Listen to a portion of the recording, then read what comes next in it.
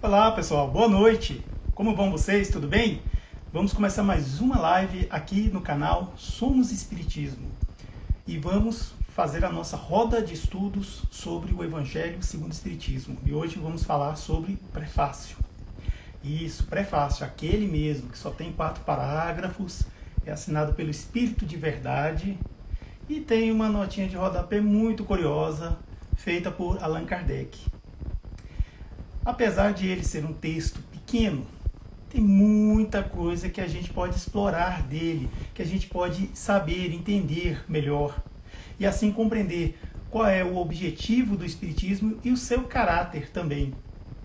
Além de que, tem o Espírito da Verdade, que aliás ele é muito presente, não só no Espiritismo, mas também nos textos bíblicos, é o que nós vamos ver aqui. Agora a gente vai receber aqui o Cauê Sanches, que é da Mocidade Espírita Meimei, lá de Guaxupé, que vai fazer a nossa prece e vai dar um recadinho também pra gente. Vamos só entrar aqui conosco ao vivo. Oi, boa noite, Gabi, boa noite, Cláudia. Olha o Cauê aí. Oi, Cauê, tudo bem? Tudo bem, graças a Deus. Boa noite, Ed. Boa noite quem está assistindo. Fiquei Obrigado. muito grato por ter me convidado para fazer prece no seu projeto, no seu Instagram, mais uma vez aqui. Muito obrigado por essa oportunidade de estar servindo o mestre. Obrigado mesmo. Cauê, eu que Então, agradeço. acho que sem mais delongas, vamos para uma prece. Que para ter um estudo tão gostoso do Evangelho, falar do mestre, né? A gente precisa abrir a nossa casa mental, a nossa casa física, para poder estar aberto a esse estudo, né? Que é tão benéfico para a gente. Então, quem quiser fechar os olhos, ficar de uma maneira confortável, elevar os pensamentos até Deus, a Jesus, pedir para a mentora da minha mocidade, da minha evangelização, Meimei, que ampare cada um de vocês nesse dia de hoje, com esse facilitador que é o Ed, que muito tem a agregar sobre a doutrina espírita. Pedindo também a bênção da nossa querida Maria Santíssima, que possa derramar bênçãos nos lares de cada um que está vendo essa live, para que possa abrir a casa mental e levar a melhor maneira as instruções do Evangelho de Jesus. Ave Maria, cheia de graça, o Senhor é convosco. Bendita sois vós entre as mulheres, bendito é o fruto do vosso ventre, Jesus. Santa Maria, Mãe de Jesus, rogai por nós, pecadores, agora e na hora de nosso desencarne, que assim seja. Linda, Cauê, adoro sua prece. Linda mesmo. Obrigado, E amigo. agora, Eu que fiz uma coisa de coração, então é bem singela mesmo, mas obrigado a todos que gostem. agora você tem um Tem uma recadinho, história né? bem longa essa prece. Oi? Mas então, bora o recado que eu tenho para dar para vocês, para você, Ed, e para os seus amigos aqui do Somos Espiritismo. No dia 1º de novembro, vamos ter um mega encontro de mocidades espíritas aqui em Guaxupé, Minas Gerais. Ah, ops, não é em Guaxupé, vai ser no YouTube. No YouTube da Evangelização Espírita Meimei. O importante é colocar Evangelização Espírita Meimei Guaxupé, porque tem outra Evangelização Espírita Meimei. Então eu espero todo mundo no dia 1º de novembro lá no YouTube e aqui no Instagram da Mocidade também. Então é isso, meus amigos. Eu só tenho a agradecer mesmo e bora estudar um pouquinho Evangelho, né? Exatamente. Cauê, muito obrigado, viu? Prece linda que você fez. Obrigado Meu pelo amigo. recado. Tchauzinho, gente. Bom estudo. Tchau, obrigado. Então é isso. Feita a prece, né? Estamos todos aqui. Muito obrigado pela presença de todos, né? Vejo aqui amigos que nós já nos conhecemos aí dos grupos de WhatsApp. E vamos então fazer o nosso estudo, né? Bom, vamos começar. Bem, nós vamos falar sobre o prefácio do Evangelho segundo o Espiritismo. Esse texto aqui, ó. 4 parágrafos, né? Poucas linhas. Mas vocês já viram que tem coisas escondidas aqui, que se a gente for mexer, for pesquisar, a gente vai encontrar muitas coisas. E é o que nós propomos aqui nesse estudo, é fazer isso, certo? E assim, vamos tentar colocar aqui, da melhor maneira possível, os ensinamentos dos espíritos que estão escondidos aqui, né? Olha só, eu vou ler. Prefácio.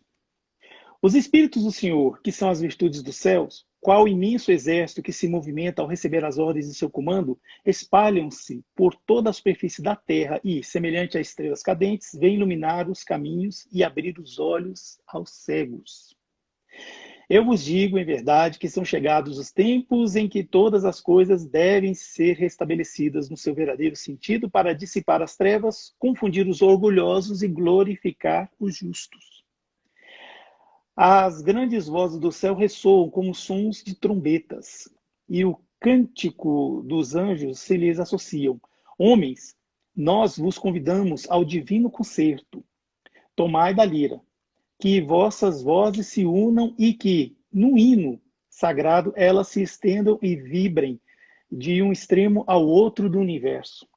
Homens, irmãos a quem amamos, estamos juntos de vós. Amai-vos também uns aos outros e dizei do fundo do coração, fazendo as vontades do Pai que estais nos céus. Senhor, Senhor, e podeis entrar no reino dos céus. Então, só para ajeitar aqui a câmera. No estudo passado, a gente viu sobre a estrutura do Evangelho segundo o Espiritismo, a folha de rosto. Nós vimos que em 1864 surgiu a imitação do Evangelho segundo o Espiritismo, que tinha o quê? O prefácio, a introdução e o capítulo de 1 a 25. Depois esse nome imitação foi retirado até pelo editor, foi uma sugestão do editor, o senhor Didier, de Allan Kardec, e também por espíritos. Aí em 1865 surgiu a segunda edição, que já era o Evangelho segundo o Espiritismo. A introdução, capítulo 1 ao 25. Mas só em 66 é que surgiu a versão definitiva com 28 capítulos, que é a que nós temos hoje. A edição francesa que a gente usa é a terceira. Também a gente viu que foi no Livro dos Espíritos que surgiu realmente a ideia de o Evangelho segundo o Espiritismo. E na questão 527, que foi a pedra fundamental que definiu definitivamente o Espiritismo se unindo ao Evangelho de Jesus. Então, assim, é quando a gente vê, né, por que do Evangelho. Hoje vamos falar do prefácio. Nós sabemos que tem uma nota de rodapé, que ela é bem curiosa. Olha só, a nota de Allan Kardec. A instrução acima, transmitida por via mediúnica, resume ao mesmo tempo o verdadeiro caráter do Espiritismo e o objetivo desta obra. Por isso foi colocado aqui como prefácio. Gente, o que seria esse objetivo que ele fala aqui? O objetivo da obra, a gente tem que voltar um pouquinho atrás, lá na folha de rosto, que é essa parte aqui, ó, que está dizendo o seguinte, ó, a explicação das máximas morais do Cristo com sua concordância com o Espiritismo e sua aplicação às diversas posições da vida. Veja só, não é um estudo frio, não é apenas para ter conhecimento da letra e se tornar um intelectual do Evangelho. Não, você tem que ter o quê? Aplicação às diversas posições da vida. Ele tem que ser aplicado, porque senão não vale a pena. E, enfim, nas palavras do próprio Allan Kardec também, o objetivo é melhorar os homens no que concerne ao seu progresso moral e intelectual. Nós sabemos que Emmanuel mesmo ele já disse que para realmente nós alçarmos voos ao infinito, a gente tem que ter duas asas. A asa do conhecimento do moral, né, do amor, tal, e do conhecimento científico, do intelecto. Se a gente tiver uma asa menor que a outra, a gente não voa. A gente fica rodando em círculo, ou não vai para lugar nenhum. Então, assim, tem que ter as duas asas. Que aí a gente realmente sobe, alça voos. Mas voltando, e o caráter? A gente sabe que no livro, eu estou cheio de livro aqui, viu? Aqui, a Gênese. No livro A Gênese, no capítulo 13, está falando sobre isso, sabia? Sobre o caráter do Espiritismo, que inclusive foi tirado aqui do prefácio. Tá lá.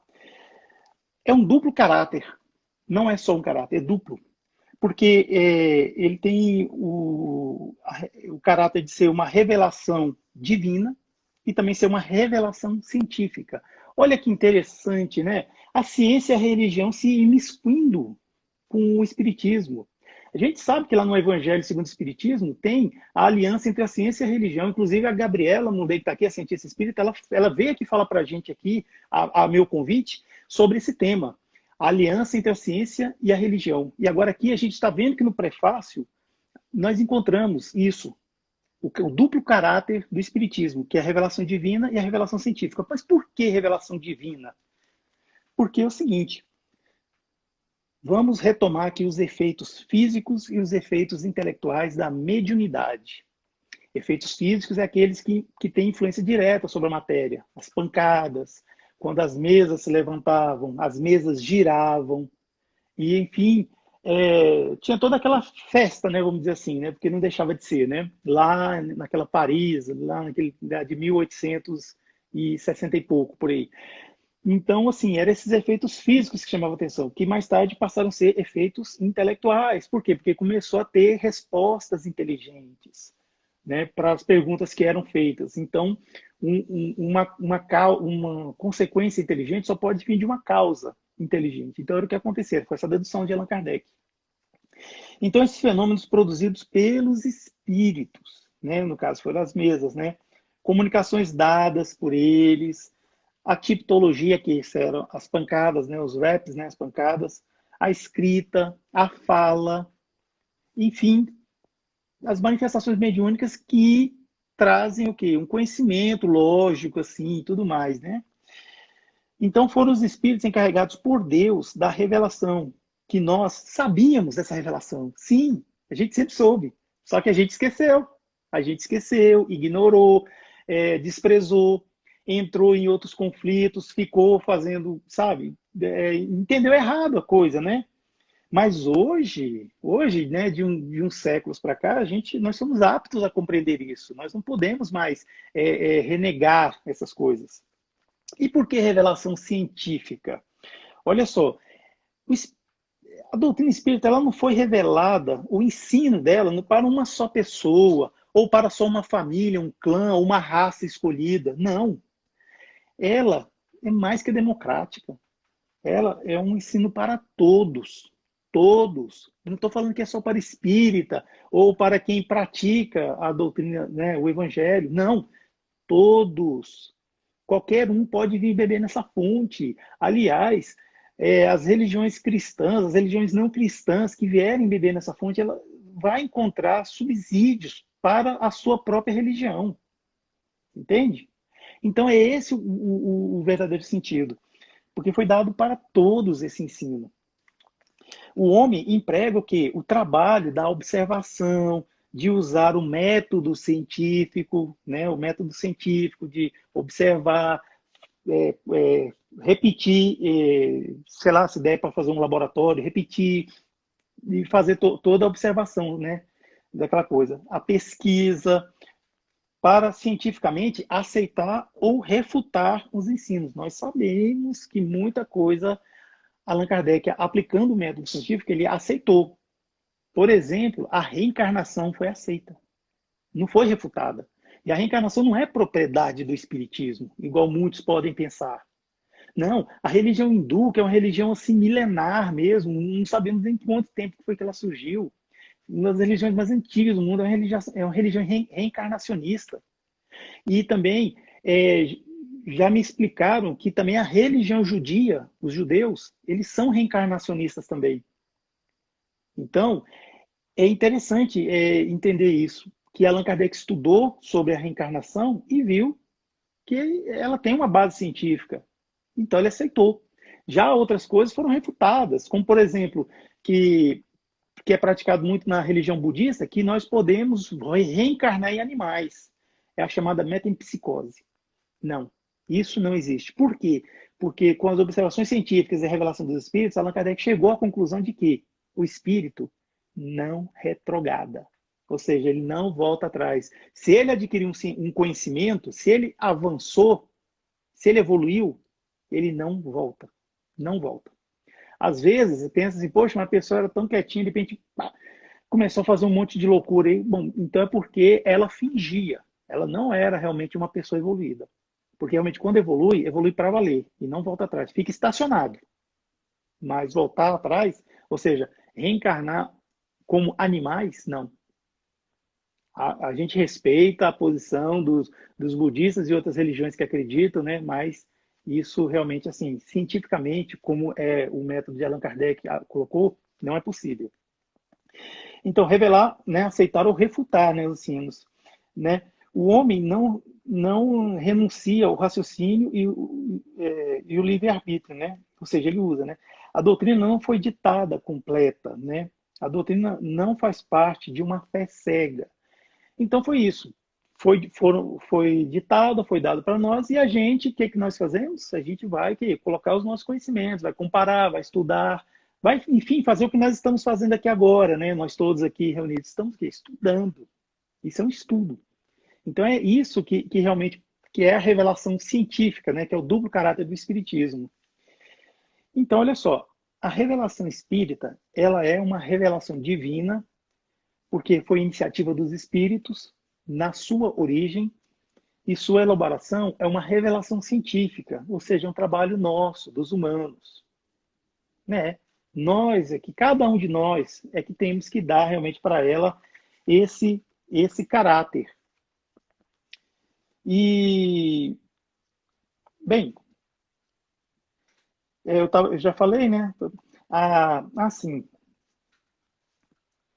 a finalidade, depois eu falo, que está na revista Espírita. Mas olha só, essa mensagem foi ditada por um espírito chamado Espírito da Verdade. Nós nos debruçamos sobre ele, mas o objetivo desse estudo não é assim saber desvendar, ou seja, chegar aqui numa conclusão terminante de quem seria o Espírito da Verdade. Alguns dizem que o Espírito da Verdade é Jesus Cristo. Já ouvi dizer que o Espírito da Verdade é Joana de Ângeles. Já ouvi pessoas estudiosas mesmo, que estou falando, dizerem que o Espírito da Verdade ele veio a pedido, a mando de Jesus, ou seja, foi Jesus quem enviou. Recentemente eu ouvi dizer que o Espírito da Verdade e o Consolador Prometido não são a mesma coisa. Enfim, tem muita coisa assim que a gente, né, precisa realmente pensar sobre isso. Mas o Espírito da Verdade ele é muito presente na doutrina espírita. No livro dos Espíritos, naquela parte inicial dos prolegômenos, prolegômenos quer dizer as coisas que são ditas antes. É uma tradução grega que quer dizer isso. É um prefácio grande, né, desenvolvido. Então, ele aparece lá. O Espírito da Verdade e mais outros espíritos que eram responsáveis por trazer a doutrina espírita. Também, o Espírito da Verdade, ele aparece no capítulo 6, o Cristo Consolador de O Evangelho segundo o Espiritismo, que vai dos itens 3 ao item 8. E no capítulo 23, item 16 também, Estranha Moral, nas notas de Allan Kardec, ele cita o Espírito de Verdade. Nesse capítulo 23 não existe instrução dos Espíritos, mas é Allan Kardec que cita. E tem também no mesmo Evangelho segundo o Espiritismo, o capítulo 20, item 5, que é os trabalhadores da última hora, os obreiros do Senhor, é assinado pelo Espírito de Verdade. Também nós vamos encontrar o Espírito de Verdade no livro dos médiuns, na segunda parte, capítulo 31, que está nas dissertações espíritas, lá para o finalzinho. No item 35, sobre os médiuns. Sobre os médiuns. E também nós encontramos na Obras Póstumas, que é aquele livro que Allan Kardec não terminou porque ele desencarnou em 1869, né, e não pôde terminá-lo. Né? Então, os seus continuadores, os seus colaboradores, né, que faziam parte da Sociedade de Estudos Espíritas Parisiense, deram continuidade a esse livro. Mas na segunda parte de Obras Póstumas, aparece também uma mensagem do Espírito de Verdade sobre a minha iniciação no Espiritismo, sobre a imitação do Evangelho. foi curioso essa parte aqui. Eu queria abrir um parênteses aqui. Porque Allan Kardec, ele estava trabalhando no projeto de um livro novo. E ele não falou nada para ninguém, nem para o senhor Didier, que era o seu editor, né? Não falou nem para a Amélie, que é a sua esposa. Enfim, ele estava trabalhando. Quando, de repente, ele recebeu uma mensagem psicografada, deixa eu ver se eu consigo recuperar ela aqui. Ele recebeu uma mensagem psicografada. Deixa eu ver. Que ele estava lá em San Andrés, né? Estava até num retiro que ele se autocolocou para trabalhar nessa obra. Aí apareceu o Espírito da Verdade falando que uma obra apareceria para iluminar tudo. E assim, ele não falou nada para ninguém. E, enfim, o Espírito da Verdade sabia dessa sua obra, né? Olha só, acaba de aparecer um novo livro. É uma luz mais brilhante que vem clarear a vossa marcha. Há 18 séculos, por ordem de meu pai, vim trazer a palavra de Deus aos homens de boa vontade. Essa palavra foi esquecida, mas tal. Então é isso. O Espírito da Verdade revelando na Revista Espírita de 1864, revelando que Allan Kardec ia lançar o Evangelho segundo o Espiritismo, mas revelando para ele. Deixa eu ver, tem alguma pessoa querendo participar aqui. Vamos aceitar aqui. Vamos ver, o Ari quer falar alguma coisa. Né? Já que é uma roda de estudos, a gente, né, convida todo mundo para entrar. Né? A pessoa vem, fala alguma coisa, participa, né, diz alguma coisa e pronto. Oi, Ari. Você está aí, Ari? Estamos aqui, né, numa live espírita. Bom, acho que o Ari não quer falar não, né? Você tem alguma contribuição, Ari, para nós? Até parece, né, assim, que é um espírito, né, desencarnado, né, que está aí. Bom, bem, é isso. Então, o que acontece? O Espírito da Verdade, ele se apresentou assim. E teve também um momento, que está até aqui no livro, O que é o Espiritismo? Que, aliás, deixa eu terminar de falar, né, claro. No livro O que é o Espiritismo, aparece o Espírito com o nome de Verdade, ou Espírito Verdade. Na página 16 e 19, o Espírito Familiar de Allan Kardec. Foi quando Allan Kardec ele estava escrevendo já alguma coisa sobre o livro dos Espíritos. Aí ele ouviu barulhos, pancadas e tal. E ele foi ver o que era. Foi lá, olhou, não achou nada. Ele morava numa Rua dos Mártires, número 8, no segundo andar, que era um prédio baixo, né, de 2 andares. Então ele morava no segundo andar. Então não tinha ninguém em cima deles. Mas esse som era audível. Tanto é que a sua esposa também foi lá ter com ele e ouviu esse barulho e ela procurou e não achou nada. No dia seguinte, o Allan Kardec foi se reunir na casa do senhor Baudin e ele tinha 2 filhas que eram excelentes médiums e ele começou a perguntar que barulho era aqueles que ele estava ouvindo, né? Aquela coisa toda, aquelas pancadas e tal. Aí o espírito que estava lá se manifestando disse que era um espírito familiar que queria se comunicar com ele. Aí ele perguntou, mas qual seria a natureza dessa comunicação? Aí o espírito falou assim, não, fala com ele, ele está aqui mesmo. Aí o Allan Kardec, que é muito, né, o bom senso encarnado, é muito educado, agradeceu a presença desse espírito familiar lá e perguntou qual era a comunicação que ele queria dar. Aí esse espírito familiar chegou e falou que eu queria te chamar a atenção porque você estava escrevendo um capítulo que estava errado. Mas Allan Kardec falou, mas o que erro seria esse? Não, você chega na sua casa, você vai reler o que você escreveu e você vai encontrar o erro. Mas eu desprezei, eu joguei fora, né, o que eu tinha escrito. Eu falei, não, pois é, mas você escreve novamente e lê, você vai encontrar o erro. Aí Allan Kardec perguntou, como que eu devo chamar por vós, né, pelo seu nome? Ele falou assim, ó, me chame Verdade. Aí Allan Kardec insistiu, você, quando estava aqui entre nós, você animou alguma personalidade, outra coisa? Aí esse espírito falou assim, olha, você precisa ser discreto. Já te falei, meu nome é Verdade. Eu estarei todos os meses com você durante 1/4 de hora. Ou seja, uma vez por mês, a cada 15 minutos, ele estaria lá com Allan Kardec. E ele falou que era um espírito familiar e se chamava Verdade. Gente, o espírito de verdade é uma coisa. O espírito verdade, que é o espírito familiar de Allan Kardec, é outra, até pela natureza das comunicações. Então a gente já vê que a gente já afasta aí que o espírito de verdade não é o espírito familiar de Allan Kardec, é um espírito que veio para, junto com os outros, trazer, né, a doutrina espírita e tudo mais. Bem, eu queria dizer o seguinte, falando sobre as obras básicas, o espírito de verdade ele não aparece em nenhuma citação em nada no livro O Céu e o Inferno, e também ele não aparece no livro A Gênese. Nós citamos aqui a Gênese porque nós vamos falar sobre o caráter, o duplo caráter do espiritismo, mas não é o espírito de verdade que fala. É o próprio Allan Kardec que faz suas conclusões. Bem, agora ainda falando sobre o espírito da verdade, nós podemos também dizer o seguinte, que ele, nas palavras de Allan Kardec, que estava escrito lá, ele é o Consolador prometido. Né?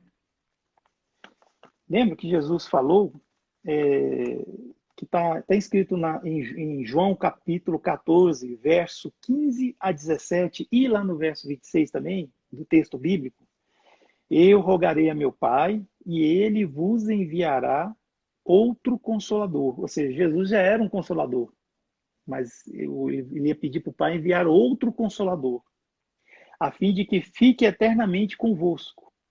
O Espírito de verdade. O outro Consolador é o Espírito de verdade. Porém, o Consolador é o Santo Espírito que meu Pai enviará em meu nome. Gente, não é palavras minhas, isso está na Bíblia, está nos Sagradas Escrituras, e isso também está no Evangelho segundo o Espiritismo. Pode buscar lá, no capítulo lá, o Cristo Consolador. Aí a gente vê que tem uma coisa aí, né? E o Espírito Santo, que se manifesta nas igrejas, na Igreja Católica, está na Bíblia, esse Espírito Santo que tanta gente fala em nome dele, né? Eu tive uma revelação do Espírito Santo. É o Espírito de verdade que está no Espiritismo, que veio trazer o Espiritismo. Olha que coisa interessante, né? O advento do Espírito Santo, né, como eles falam, foi, se não me engano, tem alguma coisa a ver com Pentecostes e tal, mas olha que interessante, gente. O Espírito de verdade seria o Espírito Santo. Se a gente levar em conta o que está escrito aqui, em João, capítulo 14, sim. E tem mais. Falando do Espírito Santo, ele testemunha sobre Jesus, ou seja, ele não é Jesus, ele testemunha sobre Jesus. E o Espírito de verdade é o outro consolador que Jesus pedirá ao Pai para mandar para ficar com a gente eternamente.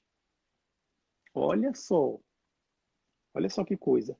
E em João, mesmo João, capítulo 15, verso 26, olha só, mas quando vier o Consolador, que eu, da parte do Pai, vos hei de enviar, aquele Espírito de verdade, olha só, Espírito de verdade, que procede do Pai, ele testificará sobre mim. Ou seja, se ele vai testificar sobre Jesus, ele não é Jesus. Ele vai dar o testemunho, ou seja, tudo que Jesus ensinou, ele vai vir e ensinar. Bem, aí o Espírito Santo fala ao coração das pessoas sobre as verdades de Jesus, né? E o Espírito Santo revela a vontade e a verdade sobre Deus. E Jesus disse, está lá em João, capítulo 14, 26, eu já tinha citado aqui, né, o verso 26, mas olha só. Mas o conselheiro, aí eu fui olhar, conselheiro e consolador são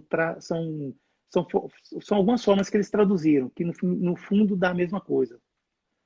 Consolar e aconselhar. Bom, aí tinha que ser um filólogo, né, para nos ajudar. Mas o conselheiro, o Espírito Santo, que o Pai enviará em meu nome, lhes ensinará todas as coisas e lhes fará lembrar tudo que eu disse. Veja só, Quando Jesus fala no... Cadê, meu Deus, o Evangelho? Opa, tá aqui, minha frente.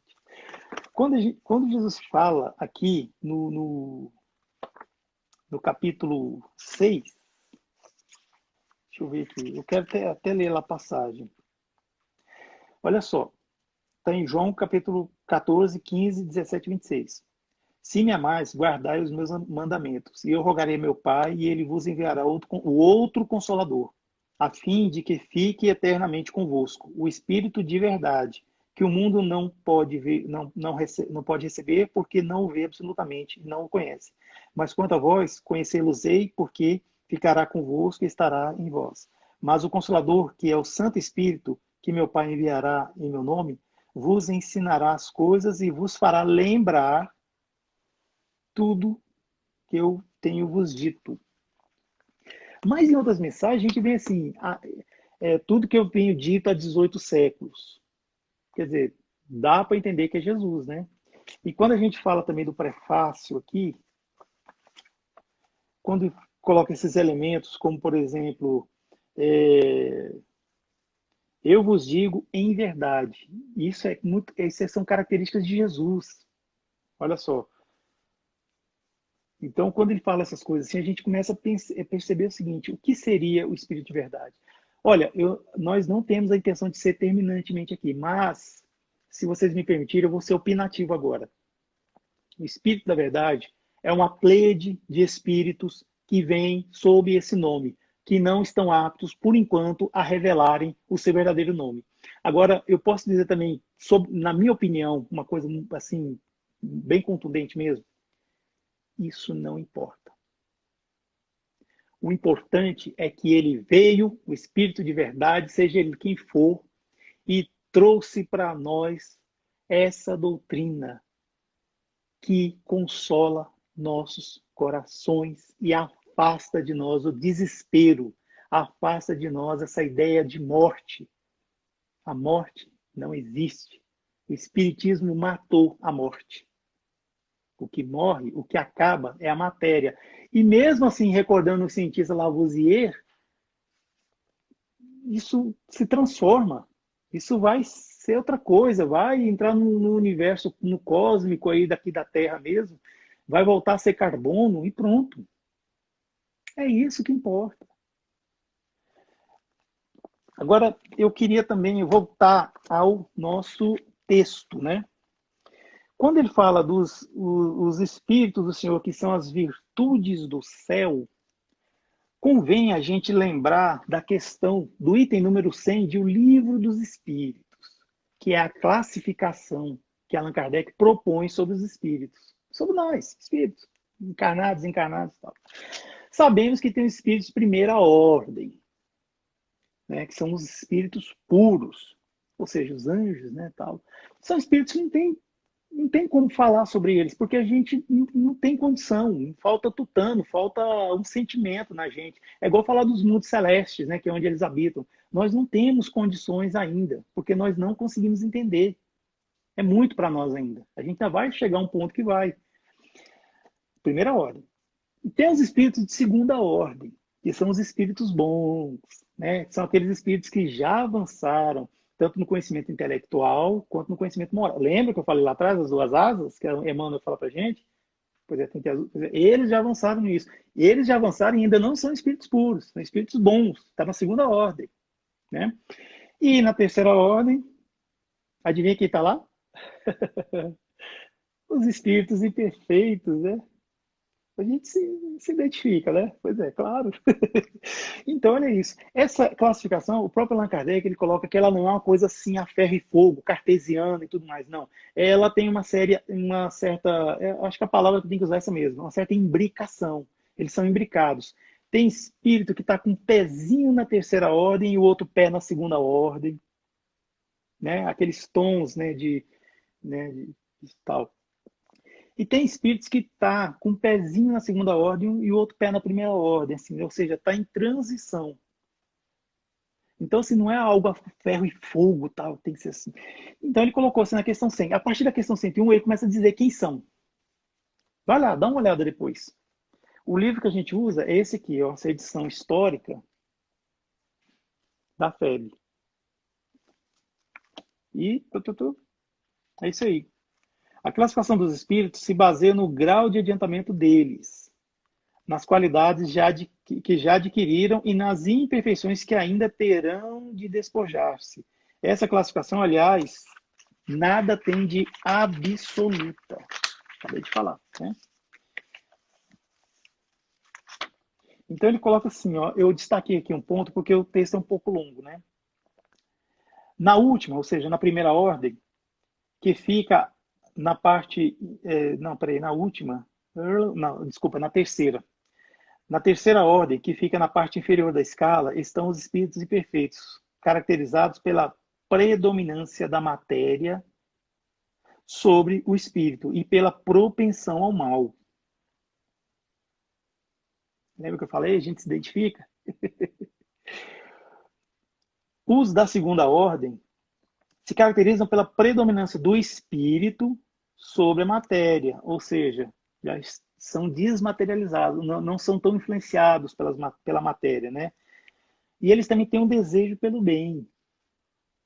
São bons espíritos. E na primeira, que eu ouvi falado, finalmente compreende os espíritos puros, os que atingiram o grau supremo de perfeição. Ou seja, é só Allan Kardec mesmo para dizer, né, essas palavras, porque realmente até falar perfeição é uma coisa que a gente não entende para eles, porque eles estão acima disso. Jesus, por exemplo, né? O Espírito de verdade. Então, lá, são esses.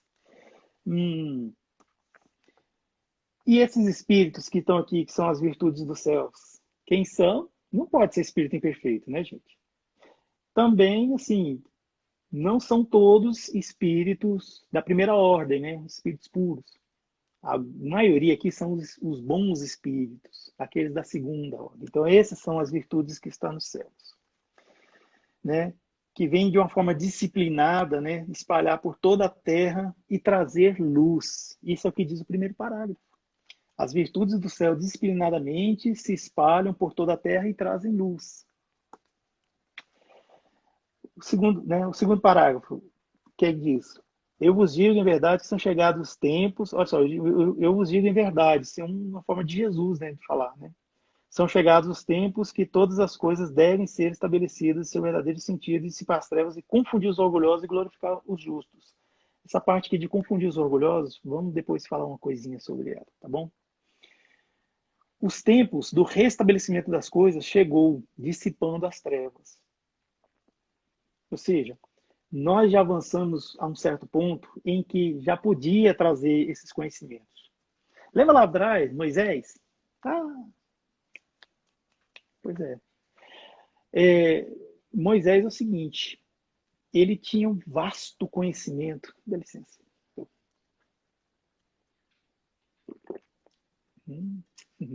Ele tinha um vasto conhecimento sobre as coisas da vida, da terra, né? Por que ele tinha? Gente, Moisés, ele foi criado pelos faraós, né? Pelo um faraó, que eu não me lembro agora, não me recordo o nome. E esse faraó, ele passou esses conhecimentos para Moisés.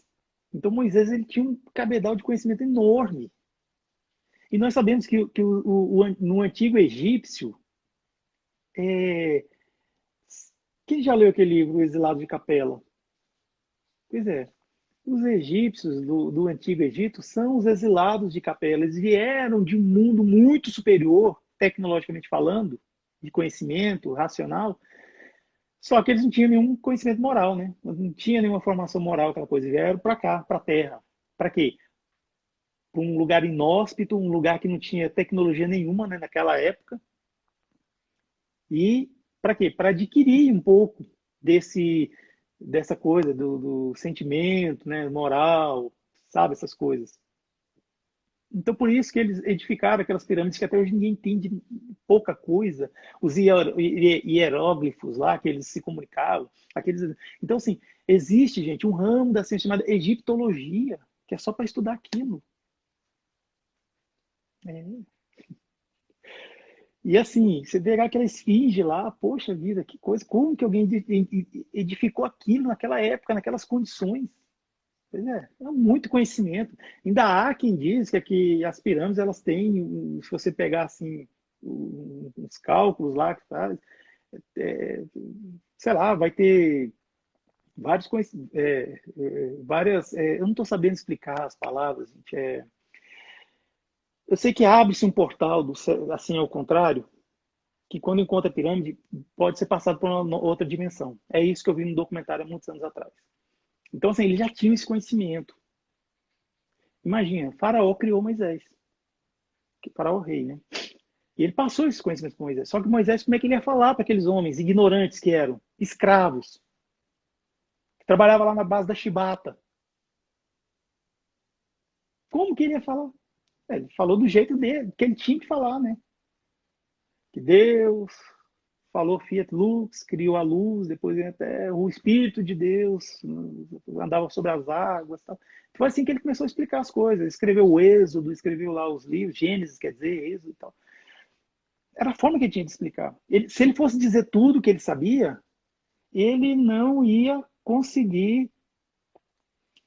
Tem uma participação aqui, pessoa. Ainda estou encarnado, aprendendo. Nós todos estamos. É, então, o que acontece? Moisés se ele fosse falar tudo que ele conhecia do jeito que ele aprendeu, ele seria como se fosse aquele holofote de luz que você joga no rosto da pessoa e ela fica cega de tanta luz. Então ele não podia. Ele tinha que ver uma forma de falar. Então ele fez assim. Depois, mais tarde, vem o quê? Vem GG, nosso Jesus Cristo, nosso irmão. A mesma coisa. Só que um pouquinho melhorado, né? Porque já tinha avançado um pouco, já não se falava tanto assim escravo, eram pessoas livres, mas tinha aquela coisa da política, né? Do Império Romano e tal. O que acontece? Jesus foi falar para um doutor da lei, um representante do Sinédrio, que era Nicodemos, que era o cara que sabia tudo, sabe? Tinha todo o conhecimento e aquela coisa toda. Jesus foi falar para ele que era preciso nascer da carne, da água e do Espírito. Aí o Nicodemo falou assim, não, mas como é que eu, um homem velho, vou entrar de novo no ventre da minha mãe? Aí Jesus, poxa vida, caramba, se tu que é o rei, como é que fala? É o doutor da lei aí, dos judeus, não está entendendo isso, imagina se eu for falar para essas pessoas mais simples. Aí Jesus começou a falar de parábola, né? Começou a falar em parábolas, né? Você sabe como é que é o esquema da parábola? Deixa eu ver aqui se eu acho aqui a arte. Olha só, você tem aqui Jesus e tem aqui a gente, os homens ignorantes. Aí existe um obstáculo que é a ignorância humana. Então a parábola, aquela coisa que faz essa curva assim, é a forma de Jesus chegar nas pessoas. Então, assim, é contando aquelas historinhas que Jesus fazia. Contando as histórias, assim, de acordo com o dia a dia daquelas pessoas. É por isso que é parábola. Porque dá a volta. Não tem esse impeditivo aí que atrapalha a pessoa conhecer. Então, por isso que ele falava sobre, por exemplo, o bom samaritano, para explicar como é que se deve amar o próximo. É o exemplo do bom samaritano. E tantas outras passagens, né, que Jesus, quando ia explicar, ele contava. E assim ia. É dessa maneira que Jesus conseguiu. Então, assim, por que eu estou falando isso? Eu estou dizendo, nesse sentido aí, deixa eu me organizar. Que são, que são chegados os tempos, né? Em que todas as coisas devem ser estabelecidas em seu verdadeiro sentido e dissipar as trevas. É nesse sentido. Nós já temos condições de entender tudo aquilo que talvez Moisés não pôde explicar lá atrás, porque não havia condições para nós. Nós éramos ignorantes, né? A gente estava encarnado lá, né? E Jesus também não tinha tantas condições de falar. Jesus tentou falar até de reencarnação, imagina só, Nicodemos já saiu com aquela, né? Voltar para o ventre da minha mãe. Então, não, agora o espírito de verdade, junto com a pleiade de espíritos, né, que veio, né, Swedenborg, São Luís, então, dentre tantos outros, já tinha condições de explicar. E olha só, o terceiro parágrafo, ele diz o seguinte: chama a atenção claramente dos homens que devem tomar suas ferramentas de trabalho unidos às virtudes do céu, que são os Espíritos do Senhor, espalhá-las de um extremo ao outro do universo. Porque espalhar o quê? O conhecimento. Então, por isso que ele fala que trombeta é um instrumento muito estridente, né? Quando toca assim. Então, geralmente a trombeta era usada no mundo, nos tempos antigos, usada assim para chamar muita atenção, chamar para convocar para uma guerra. Quando um representante, assim, um rei ia falar, então vinha a trombeta para, tipo assim, para todo mundo, né? Opa, presta atenção que agora ele vai falar. Então é isso. E ao mesmo tempo ele fala, tomai da lira. Lira também é um instrumento, mas a gente pode dizer que é o seguinte, tomai a sua ferramenta de trabalho. Sua ferramenta de trabalho. Aí pode ser a mediunidade, aí pode ser a caneta, né? Pode ser o seu instrumento de trabalho. E que vossas vozes se unam, ou seja, que a gente fale a mesma coisa, que não haja assim aquele desentendimento, porque o espiritismo existe desde 1857. De lá para cá houve algumas tentativas de separar, só de aquela coisa toda, mas o espiritismo continua incólume. E isso não é uma imposição, é porque realmente é baseado na doutrina espírita e ela é perfeita. Ela foi realmente bem colocada. E por fim, no último parágrafo, ele diz o seguinte: com o amor das virtudes dos céus e nos amarmos, nós seres humanos nos amamos, né? Amamos, né? Ao fazermos as vontades de Deus e por ele clamando, entraremos no reino dos céus, onde estão as virtudes. Ou seja, há uma promessa aí. Se a gente fizer a coisa certa, a gente vai para o reino dos céus. Enfim, é isso. Agora eu vou falar uma curiosidade aqui. O prefácio, ele tem 4 parágrafos. Agora preste atenção no que eu vou ler. Se você tiver com o prefácio aí, do Evangelho segundo o Espiritismo, você vai entender o que eu vou fazer aqui agora. Eu vou ler aqui. Homens, irmãos a quem amamos, estamos juntos de vós. Amai-vos também uns aos outros e dizei do fundo do coração, fazendo as vontades do Pai que estais no céu. Senhor, Senhor, e podereis entrar no reino dos céus. As grandes vozes dos céus ressoam com os sons de trombetas e o cântico dos anjos se lhes associam. Homens, nós vos convidamos ao divino concerto. Tomai da lira, que vossas vozes se unam e que, no hino sagrado, elas se estendam e vibrem num extremo ao outro do universo. Eu vos digo, em verdade, que são chegados os tempos em que todas as coisas devem ser restabelecidas no seu verdadeiro sentido para dissipar as trevas, confundir os orgulhosos e glorificar os justos. Os espíritos do Senhor, que são as virtudes do céu, qual imenso exército se movimenta ao receber as ordens do seu comando, espalham-se por toda a superfície da terra e, semelhante a estrelas cadentes, vêm iluminar os caminhos e abrir os olhos aos cegos. Fez sentido para você? Para mim fez. Sabe o que eu fiz? Eu li ao contrário. Eu li o 4º parágrafo, o 3º, o 2º e o 1º. Então a gente percebe que cada parágrafo desse ele tem um sentido próprio, assim, é uma coisa quase que fechada, mas tem harmonia com os demais. Se a gente for pensar nesse sentido, assim, for pensar dessa forma. Então, pode ser que tem coisas escondidas aqui. Se a gente pegar o 1º parágrafo, né, fala sobre os espíritos que vêm trazer luz, que vêm iluminar de uma forma ordeira e com disciplina. Vocês lembram quando no filme lá, o Emmanuel apareceu para o Chico Xavier, o que ele falou? Precisa de 3 coisas, né? Fala aí para mim.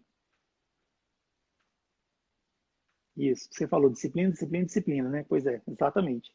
Foi isso que ele falou. E aqui está dizendo isso, de uma forma disciplinada. Disciplinada. Trazer luz, igual estrelas cadentes. Estrelas cadentes são os meteoritos que entram na órbita da Terra, né? na nossa atmosfera, desculpa, e ilumina, dá aquela luz. Então todo mundo vê. Então o que aconteceu? Havia algumas manifestações, né, de espíritos, mas não era aquela coisa assim, né? Só que em 1860, por aí, tal, a coisa foi muito forte. E era de todas as partes do mundo. Até que Allan Kardec recebia informações, cartas de várias partes do mundo falando sobre isso. Então, assim, Eu vos digo em verdade que são chegados os tempos, todas as coisas devem ser restabelecidas. Ou seja, não dá mais para voltar atrás. Então agora é a hora de ter essa revelação. Então foi quando realmente veio toda essa coisa do espiritismo. E eu comparo muito Allan Kardec com Isaac Newton, no sentido de como abordar o conhecimento. Conta-se a história que Isaac Newton estava descansando lá embaixo de uma macieira e de repente caiu-lhe uma maçã na cabeça. Bom, ele não perguntou por que que a maçã caiu, ele perguntou assim, ó, como que ela cai? Aí ele foi atrás. Aí surgiram que as leis de Newton. Né? Aí, assim, descobrimos que existe a força da gravidade, a força G, e por meio dessa força G, tanta coisa se descortinou, tanta coisa se conquistou. A tecnologia que o diga, né? E assim vai. Allan Kardec, mesma coisa. Foi levado a uma reunião que as mesas ficavam dançando, fazendo lá, tal, aquela coisa toda, aquela festa, que, aliás, diga-se de passagem, era uma festa só para os granfinos, as pessoas, né, nobres, né, daquela Paris, lá, daquela época, né? Só que Allan Kardec, ele não ficou só naquela de ver, que coisinha bonitinha, fofinha. Não, ele falou, mas como que isso acontece? Aí ele começou a descobrir, foi indo, foi vendo que havia alguma inteligência por trás daquilo, porque dava respostas inteligentes. Então, se você tem um efeito inteligente, é porque tem uma causa inteligente. E cadê a causa? Vamos ver. Putz, descobriu que aquela causa lá eram homens, mulheres, pessoas que estiveram entre nós e morreram, desencarnaram, e estavam lá para se comunicar. Aí ele viu que podia ter comunicações inteligentes. Refutou as comunicações frívolas, as comunicações que não tinha nada a ver, e foi levar a sério isso. Aí veio o Espiritismo. E com o Espiritismo descortinou um monte de coisa. Tem várias religiões, gente, que usa os conhecimentos auridos com o Espiritismo, só que não fala a fonte. Orgulho dos homens, né? Claro. Por quê? É, é normal. Fazer o quê, né? Eu já estive em cultos de igrejas evangélicas, que os meus familiares que eu sou de Goiânia são todos evangélicos. Então, sempre quando eu vou lá, né, eles sabem que eu sou espírita, o que, que eles fazem? Vamos para a igreja, vamos conhecer, vamos lá, tem um pastor muito bom. Opa, vamos, claro. Aí, quer dizer, já são 26 anos e isso ainda acontece, né? Aí eu vou. Aí eu vejo, às vezes, alguma pré-eleição assim do pastor, acho muito bom, cara. E ele fala coisas que tem a ver com isso aqui, ó. Eu já vi. Só faltava falar espírito encarnado, aí ele vai e fala Espírito Santo. Aí voltando àquela coisa lá que eu tinha falado, Espírito Santo, Espírito da Verdade, é uma pleiade de espíritos. Inclusive Jesus está nisso. E eles vêm se comunicar. Mas isso não importa, como eu falei, né? O importante é a mensagem, o conhecimento. Homens e irmãos que amamos, estamos juntos de vós. Amai-vos também uns aos outros e dizei do fundo do coração, fazendo as vontades do Pai que está no céu, Senhor, Senhor, e podereis entrar no reino do céu. Ou seja, já fala aqui no final da nossa destinação, se a gente fizer a coisa certa, se a gente realmente fizer as vontades do Pai que está no céu. E qual é a vontade dele? Jesus disse. É aquela triangulação. Aqui está eu, aqui está o próximo e aqui está Deus. Para eu chegar em Deus, eu tenho que amar o próximo. Amai a Deus sobre todas as coisas e o próximo como a si mesmo. Daí a gente vê, né, que é, aí já começa outra live, né, o que é o amor, né? Não é aquela coisa de novela, assim, então é amar, é você realmente ter para com aquela pessoa um sentimento bom. Ou seja, eu queria que fosse comigo? Queria, então pronto, a gente faz. Bem, pessoal, e por fim, o que mais que eu tenho para dizer? Esse foi o nosso estudo. Espero que eu tenha passado, né, com uma certa sobriedade sobre esse ensino. Me desculpem se ficou alguma coisa não compreendida, né, tudo. Me mande um direct, né, comente, por favor, para a gente, né, melhorar até esses estudos aí. Na próxima quarta-feira, nós vamos falar sobre a introdução do Evangelho segundo o Espiritismo, certo? E acredito que daqui a 15 dias a gente já entra no primeiro capítulo. A introdução ela é um pouquinho grande, tem 4 partes, mas vai dar para a gente fazer em uma live. Mas antes de nós irmos embora, eu queria fazer um convitinho aqui para vocês, que é o seguinte: na sexta-feira nós vamos ter uma live com esse moço aqui, ó, Leandro Pelogia. Ele é do Aprendiz Espírita 21 canal. E o tema que foi ele que escolheu vai ser esse: o egoísmo e o orgulho segundo o Espiritismo. Então, sexta-feira agora, às 19 horas, eu convido a todos para estarem conosco, para que a gente, né, escute aqui, tem essa conversa, esse papo espírita, né, com Leandro Pelogia, do Aprendiz Espírita 21. Certo? Gostaria muito de contar com vocês. E muito obrigado a todos aqueles que estiveram aqui. Quando a gente está fazendo live sozinho, fica um pouco difícil a gente acompanhar aqui tudo que está sendo escrito. Então, vocês me desculpem se eu deixei de responder alguma coisa. Assim. Teve uma pessoa que pediu para participar, mas ela parece que não estava, né, presente quando a gente foi, né? Bom, é isso. Muito obrigado, viu? Todos que participaram. Quarta-feira que vem vamos estar de novo juntos, vamos juntos nesse estudo, nessa roda de estudos, certo?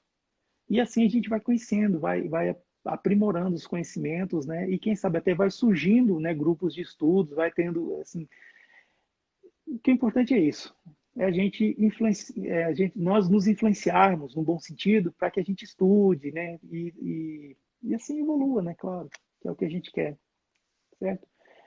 Muito obrigado, viu, pela presença de todos. Fiquem com Deus.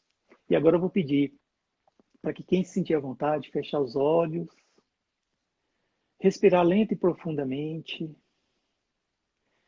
Vamos sentir que as energias deletérias, que se ainda estiverem, que elas saiam de nós e que energias boas possam adentrar.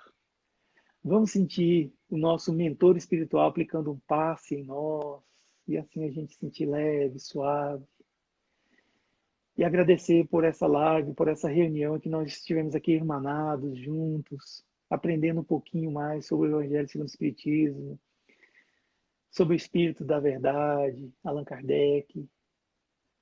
Muito obrigado, Senhor. Muito obrigado pela presença de todos. E que as tuas bênçãos possam estar conosco, hoje, agora e para todo sempre. Que assim seja. Eu lembro a todos que essa live vai ficar salva no IGTV do canal Somos Espiritismo. Quem chegou agora ou quiser ver, rever, né, fique à vontade, tá bom? Se não souber chegar lá no IGTV, manda para mim uma mensagem que eu mando o link, tá bom? Então é isso. Muito obrigado. Boa noite a todos. Tchau.